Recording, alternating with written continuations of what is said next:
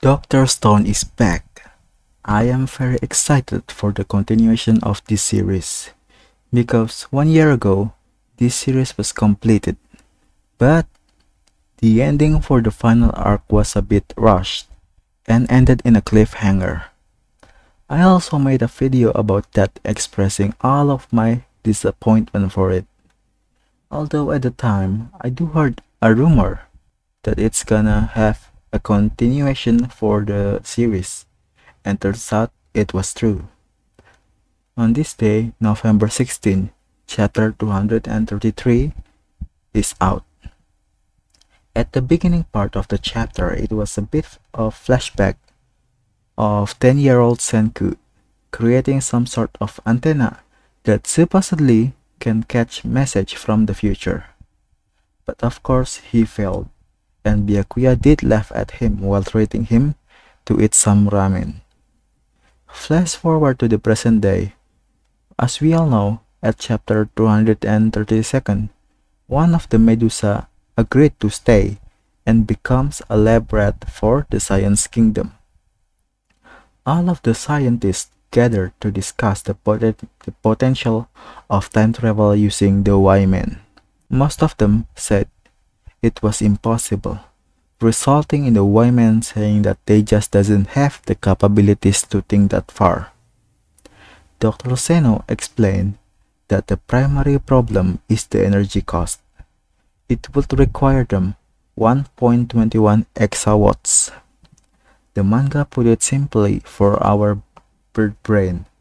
It is as many as the amount of energy consumed by all of humanity over the course of 60 years.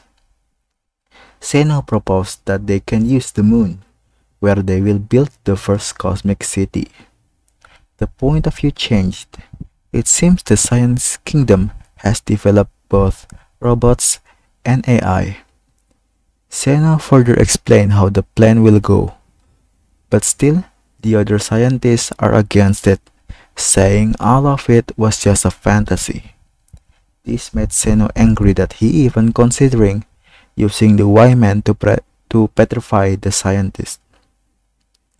We then see Senku in his lab along with the giant Y-Man.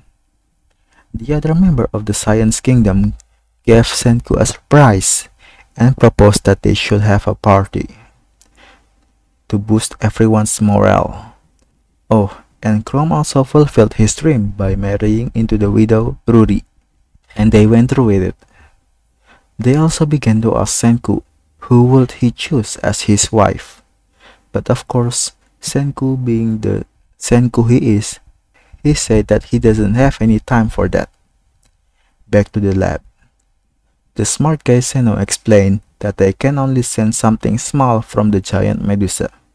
It is either a piece of Y-Men or a flashes of petrification beam. A bit of time skip.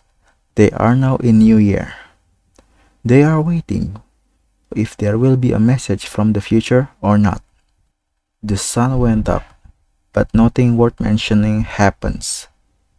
But then it received something. Someone actually contacted them from the future, and this is what gives me chills. Like literal chills. It was from none other than Byakuya Ishigami, Senku's father. Everyone was shocked on how Senku's dad, that died many centuries ago, sent a message from the future. This really set up another grand adventure for the Science Kingdom, and I am here for it. I really can't wait for the next chapter, because this manga is amazing. The adventure part, the science part, the action parts, all of it are great. So I really am excited for what Boichi is cooking.